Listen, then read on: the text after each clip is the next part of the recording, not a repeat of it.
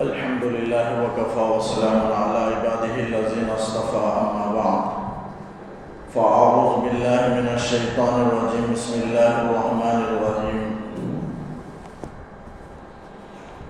يا أيها الذين آمنوا أنفقوا من طيبات ما كسبتم ومما أخرجنا لكم من الأرض ولا تيمموا الخبيث منه تنفقون ولستم بآخذيه إلا أن تغمضوا فيه واعلموا أن الله غني حميد.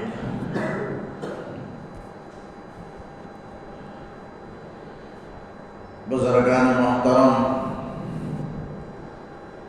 سورہ بقرہ کی آیت نمبر 267 ہے،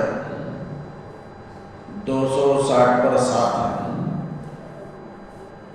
اس سے پہلے کے رکوع میں اللہ تعالیٰ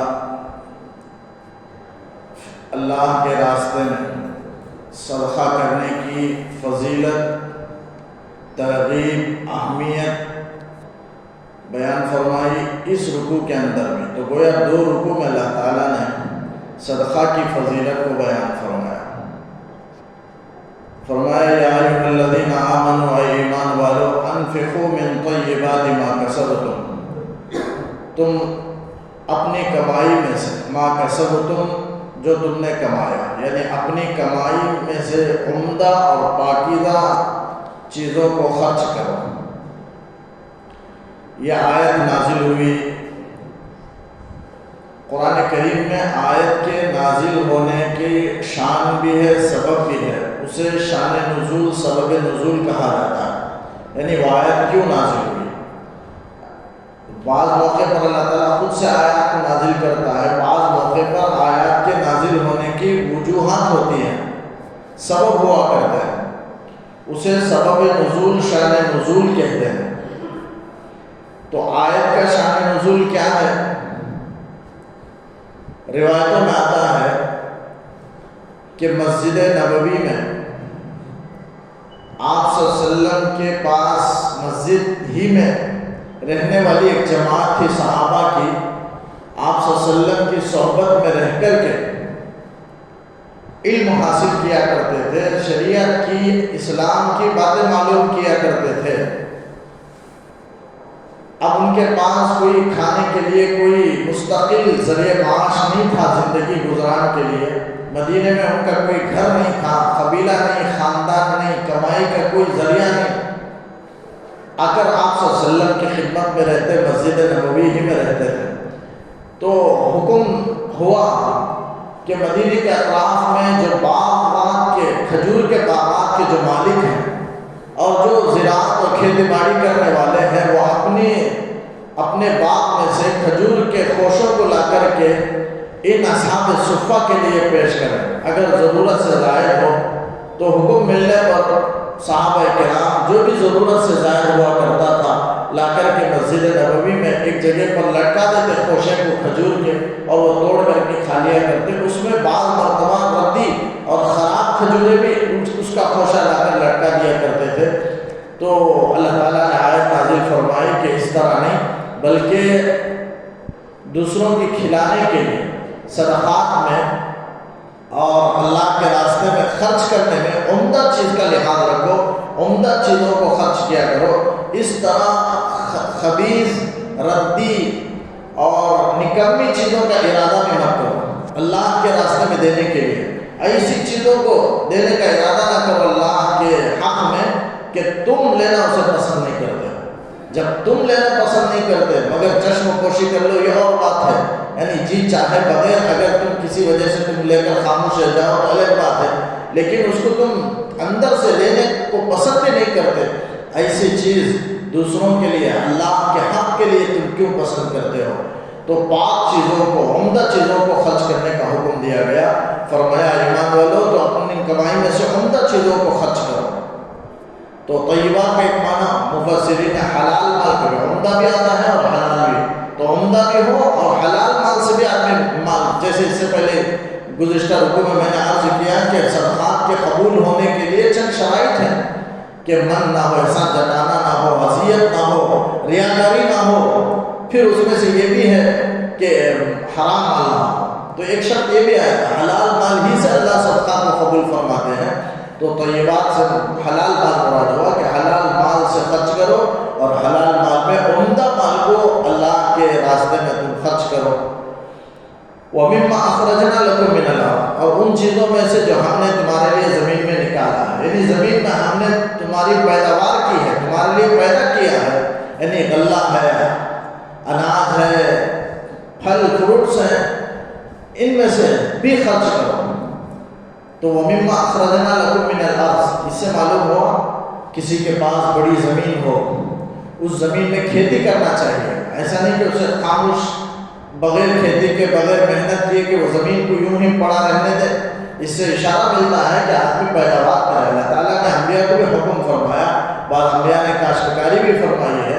تو لہذا زمین کو ایسے ہی نہیں رہنا بلکہ کاشتکاری کرے یا دوسروں کو کاشتکاری پر لگائے دے زمین کو. یہ بہتر ہے اس لیے کہ لوگوں کے لیے بھی آسانیاں پیدا ہوں گے اور زمین سے اللہ نکلیں گے تو پھر وہ اللہ اناج کی قیمت میں کمی بھی آئے گی. لہذا اس پر شریعت میں حکم دیا گیا ہے اس سلسلے میں کہ زمین میں کاشتکاری کیا جائے. اور دوسرا اس آیت سے اس حصے سے امام ابو حنیفہ رحمۃ اللہ علیہ نے استدلال کیا ہے وَمِمَّا أَخْرَجْنَا لَكُم مِّنَ الْأَرْضِ سے کہ جو بھی زمین سے نکلے بغیر کسی متعین نصاب کے، کوئی مقدار متعین نہیں ہے، بغیر کسی متعین مقدار کے زمین کی پیداوار میں، چاہے وہ زمین کی پیداوار کم ہو یا زیادہ ہو، عشر واجب ہے. اس آیت سے استدلال کیا ہے. اور یہ بھی استدلال کیا ہے اس آیت سے فقہاء نے کہ منقولہ ہو شے یا غیر منقولہ چیز ہو، یعنی زمین ہے اسے نقل نہیں کر سکتے دوسری جگہ، تو منقولہ ہو یا غیر منقولہ ہو دونوں میں زکوٰۃ واجب ہے. اگر تجارت کے لیے ہو تو دونوں میں منقولہ غیر منقولہ دونوں میں زکوٰۃ واجب ہے. تو اس آیت سے استدلال کیا ہے. تو اس آیت میں وَمِمَّا أَخْرَجْنَا لَكُم مِّنَ الْأَرْضِ میں عشر کی طرف اشارہ ہے. عشر بولتے ہیں زمین میں جو پیداوار ہوتا ہے، اناج، غلہ، گیہوں، دانہ جتنا بھی ہوتا ہے، اگر 10 موٹا 10 من نکلے تو 1 من، 10 موٹا نکلے تو 1 موٹا، ایک 10واں حصہ دینا، یہ بھی زکوٰۃ کی طرح صاحب زمین پر واجب ہے، فرض ہے. تو جو کوئی بھی کھیتی باڑی کرے اور اسے جس دن فصل کاٹنے کا دن ہے وَآتُوا حَقَّهُ يَوْمَ حَصَادِهِ، قرآن نے کہا کہ فصل کاٹنے کے دن اس کے حق کو تم ادا کرو، یعنی عشر.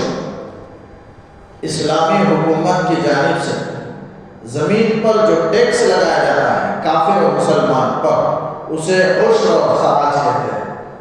اور مسلمانوں پر جو ٹیکس لگایا جاتا ہے زمین پر، پیداوار کی زمین پر، اسے عشر کہتے ہیں. چونکہ مسلمان عبادت کا اہل ہے، عبادت کا حکم دیا گیا، تو اس لیے وہ جو دے رہا ہے وہ صرف ٹیکس نہیں ہے بلکہ ٹیکس کے ساتھ ساتھ عبادت کا پہلو بھی اس کے اندر ملا ہوا ہے. اسی لیے اس کو شریعت میں عشر کہا گیا. عشر کے معنی 10واں حصہ. تو چونکہ زمین پر 10واں حصہ واجب ہے اور اس کو زکوٰۃ الارض بھی کہا گیا، زمین کی زکوٰۃ. جیسے مال میں زکوٰۃ دینا ضروری ہے، اسی طریقے سے پیداوار کی زکوٰۃ یہ مسلمان پر فرض کیا گیا. جس طرح زکوٰۃ دینے پر ثواب ہے اسی طریقے سے عشر دینے پر بھی اسے ثواب ملے گا. تو عشر دینے کا مسلمان کو حکم دیا گیا ہے. اس کے علاوہ لیکن عشری زمین ہو، پیداوار اپنے لیے نہ ہو بلکہ تجارت کے لیے ہو، اور عشری زمین ہو، اور سال گزرنا بھی اس میں شرط نہیں ہے، اور کوئی کثیر مقدار بھی شرط نہیں ہے، قلیل مقدار ہو، اور سال نہ بھی گزرے، کھیتی کاٹنے کا دن آئے تو اس میں سے جتنا بھی ہو 10واں حصہ اس میں سے 10 حصے کر کے ایک حصہ زکوٰۃ کے طور پر ادا کر دیا جائے. اسے عشر کہتے ہیں، زکوٰۃ الارض بھی کہتے ہیں. اس کے برخلاف جو کافر پر جو ٹیکس لیا جاتا ہے اسے عربی میں خراج کہا جاتا ہے، اسے کو ٹیکس کہتے ہیں. یعنی اس میں عبادت کا پہلو نہیں ہوتا، چونکہ کافر عبادت کا اہل نہیں ہے اور اسے اسلامی عبادت کا حکم نہیں ہے، اس لیے اس کی حیثیت صرف ٹیکس کی ہے، اس کی حیثیت زکوٰۃ کی نہیں. اسے خراج کہا جاتا ہے، یعنی فقط ٹیکس اسے کہا جاتا ہے. تو وَمِمَّا أَخْرَجْنَا لَكُم مِّنَ الْأَرْضِ سے یہ بات معلوم ہوئی. وَلَا تَيَمَّمُوا الْخَبِيثَ مِنْهُ تُنْفِقُونَ، اور ردی اور نکمی اور خراب چیزوں کو اللہ کے راستے میں خرچ کرنے کا ارادہ بھی مت کرو.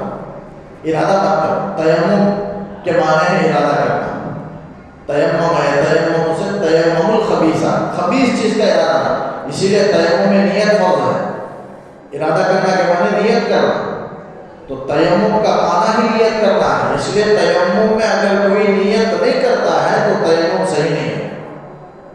تیمم میں جیسے وضو اگر بغیر نیت کے اگر وضو کرے تو ثواب تو نہیں ملے گا، لیکن وضو ہو جائے گا، اس سے نماز پڑھ سکتا ہے۔ لیکن تیمم اگر پاکی کی طہارت کی نیت کیے بغیر نماز پڑھنے کے لیے، بہرحال طہارت کی نیت کیے بغیر اگر کوئی تیمم کر لیا نیت کے بغیر تو پھر اس کا تیمم صحیح نہیں ہوگا، اس میں نیت ضروری۔ نیت کو شرط اس لیے قرار دیا گیا کہ تیمم کا معنی ہی نیت کرنا، تو الغرض تیمم الخبیث منہ تنفقون، تو ردی اور نکمی چیزوں کا ارادہ مت کرو۔ وَلَسْتُمْ بِآخِذِيهِ إِلَّا أَن تُغْمِضُوا فِيهِ، لیکن تم اسے لینے والے بھی نہیں ہو، چشم پوشی کر لو مگر یہ اور بات ہے، لیکن اس کے بغیر تم اسے خواہش نفس کے ساتھ، خوش دلی کے ساتھ اسے تم لینے والے بھی نہیں ہو۔ یعنی ایسی ردی چیز ہے کہ خود آپ کو پسند نہیں کرتا ہے، لیکن دوسروں کے لیے یہ مناسب نہیں۔ اللہ کے حق میں، اللہ کے راستے میں، صدقے میں خبیث اور ردی چیزوں کو آپ نے پسند کرے، یہ مومن کے لیے مناسب نہیں ہے۔ آپ صلی اللہ علیہ وسلم نے فرمایا کامل ایمان والا وہ ہے جو ما یحب لنفس، اپنے بھائی کے لیے وہی پسند کرے جو اپنے لیے پسند کرتا ہے۔ یحب لاخیہ ما یحب لنفس، جو اپنے لیے پسند کرتا ہے وہ اپنے بھائی کے لیے پسند کرے، تب تک وہ آدمی کا اس کا ایمان کامل نہیں ہو سکتا۔ تو لہذا ایسی چیزیں ہوتی ہیں گھروں میں جو بالکل انسان استعمال نہیں کر سکتا یا خراب ہونے کے قریب ہوتا ہے، تو اسے اٹھا کر کے دوسروں کو دینے کا ارادہ پیدا ہوتا ہے، کسی کام والے کو یا کسی اور کو دینے کا ارادہ ہرگز نہ کرے، اس لیے کہ خود جب پسند نہیں کرتے ہیں تو دوسروں کو کیوں پسند کیا جائے، جبکہ وہ صدقے کے طور پر ہے۔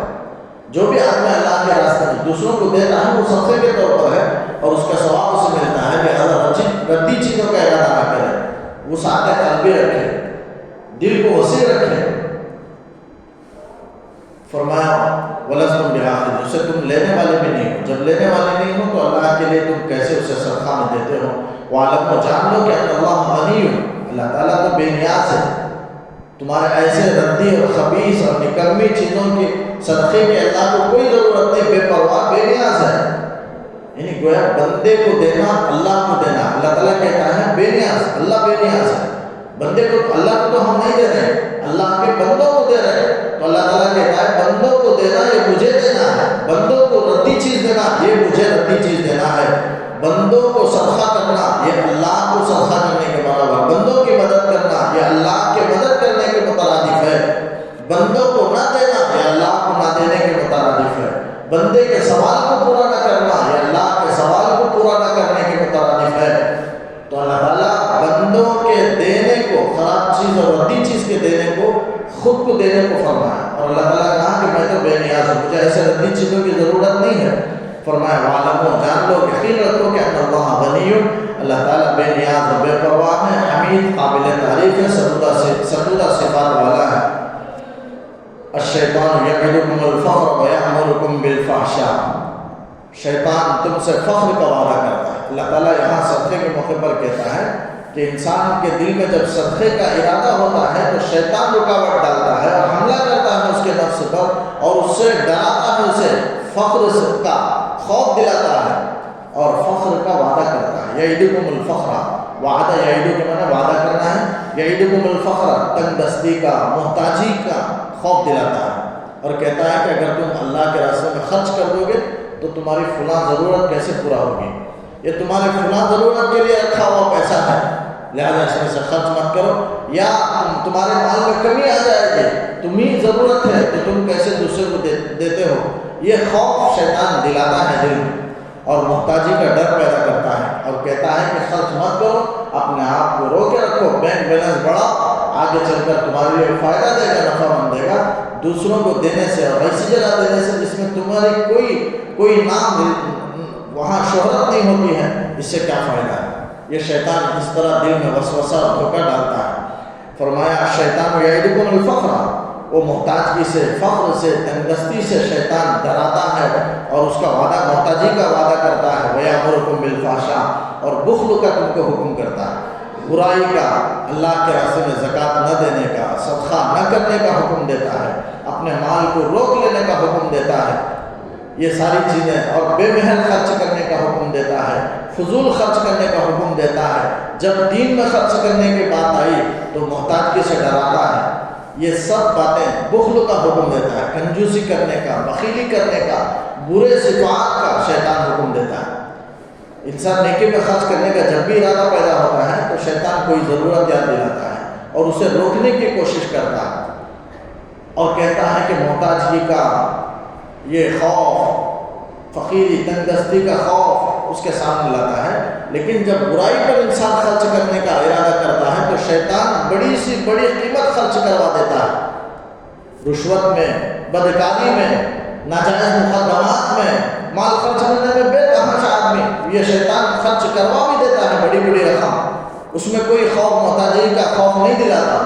لیکن نیکی کے معاملے میں مختصراً وہ بھی اللہ کے راستے میں خرچ کرنا ہے تو خوف دلاتا ہے۔ کبھی چندہ والے مدرسے کے مسجد کے آگے تو کئی بار پھراتا ہے، یعنی دینے میں خوف محسوس ہوتا ہے پہلی مرتبہ، اس لیے چندہ والوں کو کئی مرتبہ گھماتا ہے، پھراتا ہے کہ کل پرسوں ایک ہفتہ بعد، یعنی دینے میں اسے بہت تکلیف محسوس ہوتی ہے۔ وہ مال ہے، یہ اور بات ہے کہ نہ ہو تو الگ بات ہے، لیکن ہونے کے باوجود بات ادا نہیں کرتے۔ یہ سب شیطان کا وسوسہ ہے اور خوف دلاتا ہے شیطان کا۔ اللہ تعالیٰ سب کی حفاظت فرمائے۔ اللہ تعالیٰ کہتا ہے وَيَأْمُرُكُم بِالْفَحْشَاءِ، اللہ تعالیٰ یہ شیطان تم سے فحشاء کا حکم دیتا ہے، بخل کا حکم کرتا ہے۔ وَاللَّهُ يَعِدُكُم مَغْفِرَةً مِّنْهُ وَفَضْلًا، اللہ تم سے وعدہ کرتا ہے مغفرت کا، بخشش کا، تمہارے گناہوں کی معافی کا، وفضلہ اور فضل کا، زیادتی کا، آمدنی کے ذرائع پیدا کرنے کا، برکت کا، یہ سب اللہ تم سے وعدہ کرتا ہے۔ تم مال خرچ کرو، یقیناً تم کو بڑھ کر ملے گا۔ مال خرچ کرو، اللہ کا فضل ہوگا۔ مال خرچ کرو، اللہ کی رحمت ہوگی۔ مال خرچ کرو، اللہ بڑھائے گا، اضافہ کرے گا۔ یہ اللہ، ادھر شیطان کا وعدہ ہے، ادھر اللہ کا وعدہ ہے، اور وعدے میں سچا اللہ ہے۔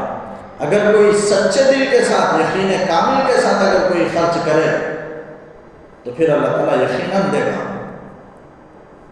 اسی محلے میں ایک صاحب مجھ سے کہنے لگے کہ تمہاری بات پر ایک مرتبہ کئی سال پہلے صدقے کی فضیلت میں جمعے میں بیان کیا تھا، اس کے سننے کے بعد میں نے یقین کے ساتھ خرچ کیا تو مجھے شام تک 70 گنا بڑھ کر یا کئی گنا بڑھ کر مجھے مل جاتا تھا، اور آج تک بھی اسی طرح مل رہا ہے۔ انہوں نے مجھ سے یہ کہا، یہ بات کہی اور اس کا اقرار انہوں نے کیا کہ واقعتاً اگر سچے دل کے ساتھ آدمی بغیر کسی خوف و خطر کے مضبوطی کے ساتھ، ثبات یعنی خوش دلی کے ساتھ، پورے استقرار ثبات کے ساتھ، دل کو مطمئن رکھ کر آدمی اگر خرچ کرے گا، خرچ کرنے کے بعد دل میں پریشان نہ ہو بلکہ پورے اطمینان کے ساتھ رہے، تو یقیناً اللہ تعالیٰ کے اللہ پر بھروسہ ہو تو اللہ تعالیٰ اس کو لوٹائیں گے۔ اللہ تعالیٰ کے خزانے میں کوئی کمی نہیں، اللہ تعالیٰ لوٹا دیں گے، لیکن یقین کامل کی ضرورت ہے۔ تو اللہ تعالیٰ وعدہ کرتا ہے مغفرت کا، فضل کا۔ کوئی بھی آدمی صدقہ کرتا ہے، حدیث میں آتا ہے صدقے کی فضیلت میں کہ صدقہ مصیبت سے، یہ مصیبت صدقے سے کود کر آدمی کے پاس نہیں پہنچ سکتی۔ کوئی بندہ صدقہ کرتا ہے اور اسے کوئی مصیبت پہنچنی ہے، کوئی بیماری ہے، آپ نے ایک حدیث میں فرمایا اپنی بیماروں کا صدقہ کے ذریعے سے علاج کیا کرو، تو گویا بیماری سے شفا صدقہ میں ہے اور مصیبت سے نجات اور چھٹکارا صدقہ سے ہے۔ آپ نے فرمایا کوئی مصیبت صدقے کو پھاند کر آدمی تک نہیں پہنچ سکتی، صدقے سے کود کر آدمی تک نہیں پہنچ سکتی۔ اور ایک فرمایا ان الصدقۃ لتطفئ غضب الرب، صدقہ اللہ کے غصہ اور غضب کو بجھا دیتا ہے۔ ان الصدقۃ لتطفئ بالخطیئہ، ایک حدیث میں صدقہ گناہوں کو، خطاؤں کو ختم کر دیتا ہے۔ تو بے شمار صدقے کی فضیلت ہے، اللہ تعالیٰ اسے بڑھاتے ہیں، یہاں تک کہ اگر کوئی کھجور کے مقدار آدھے کھجور، پاؤ کھجور یا کھجور کے کٹا جسے کہا جاتا ہے، اس کے بقدر بھی خرچ کرتا ہے، اللہ تعالیٰ اسے ہاتھ میں لے کر کے بڑھاتے ہیں، یہاں تک کہ کل قیامت کے میدان میں احد پہاڑ کے برابر ہو جائے گا۔ اگر اخلاص سے خرچ کیا ہے تو اللہ تعالیٰ اس کا بدلہ وہاں عطا فرمائیں گے۔ وہ گویا آدمی خرچ کرتا ہے تو اللہ کو دیتا ہے قرض، اور اللہ تعالیٰ نہ نادار اور تنگ دست نہیں ہے، اللہ بڑی وسعت والا ہے، اس کے خزانے میں کوئی کمی نہیں، اگر کوئی دے ضرور اللہ تعالیٰ اسے لوٹا کر رہیں گے، دیں گے۔ ایسا نہیں ہے کہ کوئی دینے کے بعد مایوس ہو جائے اللہ کے راستے میں۔ فرمایا واللہ یعیدکم مغفرۃ منہ وفضلا واللہ واسع علیم، اللہ تعالیٰ بڑے وسعت والا ہے، خزانوں میں بہت وسعت رکھنے والا ہے، اور علیم کون خرچ کر رہا ہے، کس نیت سے خرچ کر رہا ہے، سب کو جاننے والا ہے۔ علیم کتنا خرچ کر رہا ہے، اس کی سب ظاہری حالت کو جاننے والا ہے۔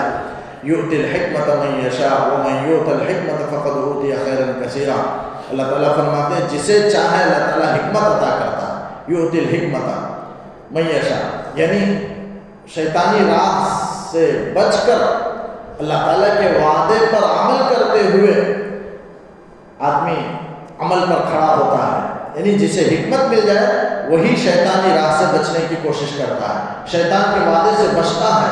حکمت سے مراد علماء نے بے شمار تفسیر کی ہے، بعض نے نبوت سے تفسیر کی، بعض نے دین میں صحیح سمجھ سے، حکمت سے مراد دین کی صحیح سمجھ ہے، بعض نے عقل سلیم کی اسے تفسیر کی ہے حکمت کی، بعض نے حکمت سے مراد لکھا ہے کہ صحیح قوت فیصلہ، حکمت سے وہ مراد ہے تو صحیح فیصلہ، اور بعض کہتے ہیں حق کو پہچاننے کی صلاحیت حکمت سے مراد۔ تو جسے اللہ تعالیٰ، بعض نے فرمایا علم نافع، بہرحال یہ ساری باتیں بھی رکھیں گے، دین میں سمجھ، اللہ تعالیٰ جسے چاہے اسے سمجھ عطا فرماتے ہیں، دین کی، خیر کے راستے کی، اور صحیح سمجھ عطا فرماتے ہیں، صحیح قوت فیصلہ اللہ اسے عطا فرماتے ہیں۔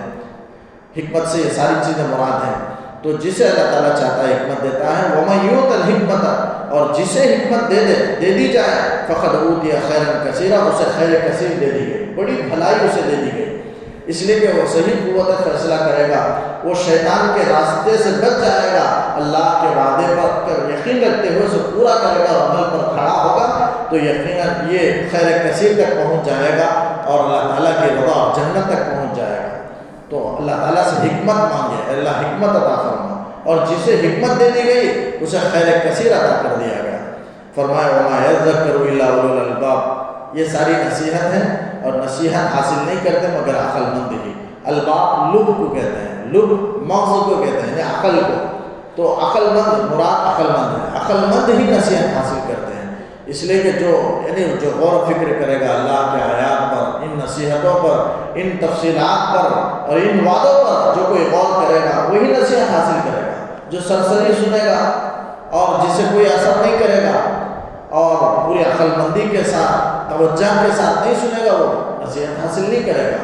تو اللہ تعالیٰ کہتے ہیں نصیحت تو عقل مندوں کے لیے ہے۔ وما انفقتم من نفقۃ او نذرتم من نذر، جو بھی تم خرچ کرو، یعنی خرچ تین طرح کا ہے۔ آدمی فرض بھی صدقہ خرچ کرتا ہے، صدقات کی تین قسمیں، صدقہ مفروضہ ہے، صدقہ واجبہ ہے، صدقہ نافلہ ہے۔ صدقہ مفروضہ تو زکوٰۃ ہے، عشر ہے، یہ صدقہ مفروضہ ہے۔ واجبہ جو صدقہ فطر ادا کرتے ہیں، یا کوئی منت مان لیا تو منت کو پورا کرنا، نظر جسے عربی میں کہتے ہیں، یہ واجب ہے۔ اور اسی طریقے سے صدقہ نافلہ ہے کہ بطور نفل کے آدمی دوسرے پر احسان کر کے کچھ غریبوں کا، محتاجوں کی محتاجگی کو دور کرنے کے لیے کچھ دیتا ہے، تو یہ نفل صدقہ ہے۔ تو صدقے کی تین قسمیں اللہ تعالیٰ کہتے ہیں جو بھی تم خرچ کرو صدقے میں، چاہے کم کرو، چاہے زیادہ کرو، چاہے فرض ہو، چاہے نفل ہو، تو جو بھی تم خرچ کرو اللہ تعالیٰ جانتا ہے۔ فإن اللہ یعلم، اور نظر تم من نظر، یا کوئی بھی نظر تم مانو اور اسے پورا کرو تو اللہ اسے جانتا ہے۔ نظر ایک عبادت ہے، اللہ ہی کی نظر ہونی چاہیے۔ نظر کہتے ہیں منت مانگنے، یعنی میرا فلاں کام ہو جائے تو میں اللہ کے لیے کام کروں گا، یعنی وہ کام عبادات واجبات کے قبیل میں سے ہو، مثلا نماز فرض ہے، واجب ہے، روزہ ہے، زکوٰۃ ہے، تو اس طرح حج ہے، اس طرح کی منت مانے جو عبادات واجبات کے قبیل میں سے ہو، لیکن وہ واجب نہ ہو، لیکن واجبات کے جنس میں سے، اس کے قبیل میں سے ہو، ایسی چیزوں کی منت مانے تو صحیح ہے۔ ایسی چیزوں کی جو عبادات کے قبیل میں سے نہیں ہے، جیسے مثال کے طور پر مریض کی عیادت کرنا، یہ مستقل شریعت میں کوئی حکم نہیں ہے نماز روزے کی طرح، بس یہ زائد عمل ہے، اگر کرے گا تو ثواب ملے گا، نہیں کرے تو اس کے لیے کوئی کچھ نہیں ہے، تو یہ عیادت مریض ہے۔ اگر کوئی عیادت مریض کی منت مانگ لے میرا فلاں کام ہو جائے تو فلاں بیمار کی میں عیادت کروں گا، تو وہ صحیح نہیں ہے، اس لیے کہ واجبات کے جنس میں سے ہونا ضروری ہے۔ اور نظر اللہ کی ہی ہونی چاہیے، غیر اللہ کی نظر حرام ہے، اس لیے کہ وہ عبادت ہے، اور عبادت اللہ کے علاوہ کی نہیں ہونی چاہیے، اللہ ہی کی ہونی چاہیے۔ تو نظر بھی عبادت ہے، اللہ کے نام کے علاوہ کی کسی پیر کے نام کی، کسی پیغمبر کے نام کی، کسی ولی کے نام کی نظر اور منت نہیں ہونی چاہیے، حرام ہے، شرک ہے، اور شرک کو اللہ تعالیٰ معاف نہیں فرماتے، یہ عبادت میں دوسرے کو شریک کرنا ہے۔ اور گناہوں کی نظر نہ مانے، اگر کوئی گناہ کی منت مان لیا تو اسے پورا نہ کرے، اسے توڑ دے، اگر قسم کھا لیا تو قسم کا کفارہ ادا کرے، اس کا بدلہ ادا کرے شریعت میں جو متعین ہے، اور وہ قسم کو پورا نہ کرے۔ تو نافرمانیوں کی منت، شرک کی منت، یہ اگر کر لیا ہے، معصیت کی، گناہ کی، ان سب کو پورا نہ کرے، بلکہ قسم کھا لیا تو توڑ دے اور قسم کا کفارہ ادا کرے۔ لیکن جو جائز چیزوں کی قسم نظر کیا ہے تو اسے پورا کرو، اسے پورا کرنا واجب ہے۔ قرآن نے فرمایا وَلْيُوفُوا نُذُورَهُمْ، اپنے نظروں کو، اپنے منتوں کو پورا کرو، جو جائز ہے ان منتوں کو پورا کرنے کا حکم ہے، اور وہ پورا کرنا واجب ہے۔ عرب حضرات پورا کیا کرتے تھے، ان کی بڑی عادت ہے، اچھی عادت ہے، بہت سی عادتوں میں ایک یہ بھی کہ وہ منت اگر مان لیتے، نظر مانتے تو نظر کو پورا کرتے تھے۔ تو فرمایا وَنَظَرْتُم مِّن نَظْرٍ، تم جو بھی خرچ کرو یا جو بھی نظر مانا اور اسے پورا کرو تو فَإِنَّ اللَّهَ يَعْلَمُ، اللہ تعالیٰ اسے جانتا ہے، یعنی اس کا بدلہ دے گا، اور یقیناً دے گا، کیونکہ اللہ جانتا ہے۔ ایسا نہیں ہے کہ دوسرے پورے انسانوں میں، وہ دوسرے ملک کے انسانوں کی خبر گیری میں لگ گیا، فلاں ملک کے انسان جو مانگ رہے تھے، جو خرچ کیے، جو صدقہ کیے، جو نظر کیے، اللہ اسے ناواقف تھا، ایسا ہرگز نہیں ہے۔ اللہ تعالیٰ بیک وقت سب کے حالت سے واقف ہے، سب کو جانتا ہے، سب کے خرچ کرنے کو، سب کی عبادات کو اللہ تعالیٰ جانتا ہے۔ تو فَإِنَّ اللَّهَ يَعْلَمُ، اللہ تعالیٰ سب کو جانتا ہے، اس لیے قیامت میں اللہ تعالیٰ ضرور بدلہ دے گا۔ ایسا ہرگز نہ سوچے کہ کسی وقت اللہ غافل ہے، نعوذ باللہ، یہ ناواقف ہے، ایسا نہیں ہے۔ اور پھر اللہ کا کرم ہے کہ اللہ تعالیٰ قیامت میں بدلہ دے گا۔ دنیا میں بھی اچھے اثرات ہوں گے، یقیناً برکات، اس کے تاثیرات ظاہر ہوں گے، لیکن مکمل جو بدلہ ملے گا وہ آخرت میں ملے گا، اس لیے کہ آخرت ہی بدلے کا دن ہے۔ یہ بھی اللہ کا کرم ہے۔ دنیا ہی میں دیتا تو نیک عمل کا بدلہ، فائدہ ہم تھوڑے دن اٹھاتے، 50 سے 60 سال جب تک زندگی رہتی اس کا فائدہ اٹھاتے۔ تو اللہ کا کرم ہے کہ اللہ نے ان اعمال کا بدلہ، نیک عمل کا بدلہ آخرت میں دیا، اس لیے کہ وہ دائمی گھر ہے، وہاں اگر بدلہ دے گا تو انسان بہت لذت سے بھرپور فائدہ اٹھائے گا نعمت سے، اس لیے ان اعمال کا بدلہ اللہ تعالیٰ قیامت میں دے گا، وہاں کے مطابق دے گا۔ جب دے گا تو انسان دائمی طور پر لذت حاصل کرے گا، اور بھرپور طریقے سے لذت حاصل کرے گا۔ یہ بھی اللہ کا کرم ہے کہ اللہ نے وہاں بدلہ دیا اور بدلے کا گھر اسے قرار دیا۔ دنیا میں اللہ نے بدلے کو نہیں رکھا، ہاں نیک اعمال کے اثرات تو ظاہر ہوں گے، اس کے برکات ظاہر ہوں گے، اس کی وجہ سے انسان خوشحال سکون کی زندگی گزارے گا۔ نیک اعمال کے، اچھے اعمال کے بہت اچھے اثرات ہیں، لیکن پورا بدلہ قیامت میں دے اللہ تعالیٰ دے گا، یہ بھی اللہ کا کرم ہے۔ وَمَا لِلظَّالِمِينَ مِنْ أَنصَارٍ، ظالمین کا کوئی حامی اور مددگار نہیں ہوگا۔ نصیر کی جمع انصار ہے، مددگار نہیں ہوگا ظالمین کا۔ ظالمین سے مراد یعنی جو اللہ کے راستے میں زکوٰۃ نہ دینے والا، صدقہ نہ دینے والا، بخیلی اور کنجوسی کرنے والا، اس لیے کہ بخیل کے سلسلے میں حدیث میں آتا ہے کہ بخیل اللہ سے دور ہے، جنت سے دور ہے، لوگوں سے دور ہے، جہنم سے قریب ہے۔ لیکن اس کے مقابلے میں سخی جو ہے وہ اللہ سے قریب ہے اور جنت سے قریب ہے، لوگوں سے قریب ہے اور جہنم سے دور ہے۔ سخی آدمی اللہ کے، بعد میں لکھا ہے سخی جنت میں ایک درخت کا نام ہے جس کی ڈالی جنت کے باہر ہے۔ سخی کل میدان قیامت میں پہنچے گا تو جنت کے قریب پہنچے گا تو وہ ڈالی چھوئے گا تو وہ ڈالی اسے جا کر کے جنت میں پہنچا دے گی۔ اور بعد میں لکھا ہے کہ کنجوسی جہنم کے ایک درخت کا نام ہے، وہاں جہنم کے قریب پہنچے گا، ہاتھ لگائے گا تو یا خود وہ ڈھالی اسے پکڑ کر کے جہنم کے اندر داخل کر دے گی۔ کنجوسی ایک درخت کا نام بعض مفسرین نے لکھا ہے۔ تو اللہ تعالیٰ سب کی حفاظت فرمائے، جنت میں اللہ تعالیٰ داخل فرمائے، صدقہ کے اللہ تعالیٰ دل میں داعیہ، شوق، جذبہ اللہ تعالیٰ پیدا فرمائے۔ تو اللہ تعالیٰ ان کا ومال ظالمین کا یعنی فضول خرچ کرنے والے، بے محل خرچ کرنے والے، گناہوں میں خرچ کرنے والے اور صدقہ نہ دینے والے، زکوٰۃ نہ دینے والے، یہ سب ومال ظالمین کے اندر داخل ہیں۔ کل قیامت میں ان کے اعمال بد کی وجہ سے، خرچ نہ کرنے کی وجہ سے، اللہ تعالیٰ عذاب دے گا تو ان کو عذاب سے چھڑانے والا کوئی نہیں ہوگا، کوئی مددگار اور حامی نہیں ہوگا، بچانے والا اللہ کے عذاب سے کوئی نہیں ہوگا۔ آگے فرمائیں ان تبدوا الصدقات فنعما ہی وان تخفوها وتؤتوها الفقراء فهو خير لكم ويكفر عنكم من سيئاتكم والله بما تعملون خبير۔ اگر تم صدقات کو ظاہر کر کے دو تو بھی اچھی بات ہے، وان تخفوها اگر چھپا کر دو، وتؤتوها الفقراء فقیروں کو دو صدقات کو تو فهو خير لكم، یہ تمہارے لیے بہتر ہے۔ یہاں دو چیزوں کی اجازت دی گئی، صدقہ نافلہ ہے تو اسے آدمی اگر ظاہر کر کے دینا چاہتا ہے تو دو موقع پر کھلم کھلا اعلانیہ دے سکتا ہے، یعنی لوگوں کے سامنے دے سکتا ہے۔ اگر ترغیب کے لیے ہو، مثلا وہ خرچ کر رہا ہے، دوسرے لوگوں اسے دیکھ کر کے دوسرے لوگ اللہ کے راستے میں خرچ کریں، یہ ترغیب دلانا چاہتا ہے تو آپ لوگوں کے سامنے وہ دے سکتا ہے، خرچ کر سکتا ہے ایک موقع۔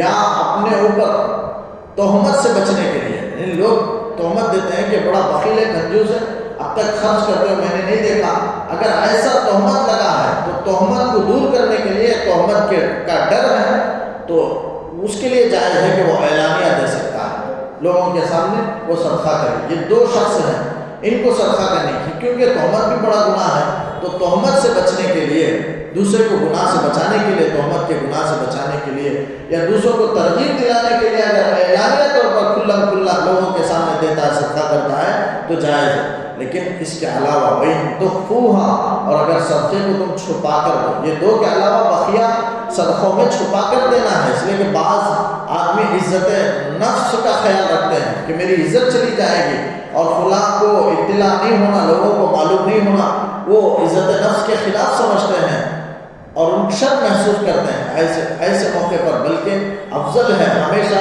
کہ چھپا کر کے صدقہ دے۔ وَإِن تُخْفُوهَا وَتُؤْتُوهَا الْفُقَرَاءَ، فقیروں کو دے، اس لیے کہ غیر مسلم کو بھی نفل صدقہ دے سکتے ہیں، فرض واجب صدقہ نہیں دے سکتے، صدقات فرض اور صدقات واجبہ، صدقات مفروضہ، یہ صدقہ مفروضہ واجبہ نہیں دے سکتے، لیکن اس کے علاوہ نفل صدقہ وہ بھی ذمی کافر کو دے سکتے ہیں۔ حربی کافر کو کوئی صدقہ نہیں دے سکتے۔ حربی کافر سے مراد یہاں جہاں کافروں کا ملک ہے اور اس میں کافر رہتے ہیں وہ حربی کافر ہیں، لیکن اسلامی ملک میں جہاں ملک حکومت مسلمانوں کی ہو اور اس حکومت میں کوئی کافر رہتا ہو تو اسے ذمی کافر کہتے ہیں۔ تو دارالاسلام میں جو کافر رہتا ہے اس کافر کو ذمی کہتے ہیں، ذمی کافر کو صدقہ نافلہ دے سکتے ہیں، حربی کافر کو نہیں دے سکتے۔ یعنی کافروں کا ملک ہے، وہاں کوئی کافر رہتا ہے، مسلمان بھی رہتا ہے، تو مسلمان ایسے وہ حربی کافر کو دینا چاہے اس کے لیے اجازت نہیں، کسی قسم کا، تینوں قسم کا صدقہ اس کے لیے ناجائز ہے۔ ذمی کافر کو صدقہ نافلہ دیا جا سکتا ہے یہ، لیکن اسے بھی اگر مسلمانوں کو دیں، مسلمان فقیر کو دیں تو یہ بہتر ہے۔ اللہ تعالیٰ نے کہا وَإِن تُخْفُوهَا، اور اگر چھپا کر دو صدقے میں یہ افضل ہے، وَتُؤْتُوهَا الْفُقَرَاءَ، فقیروں کو دو۔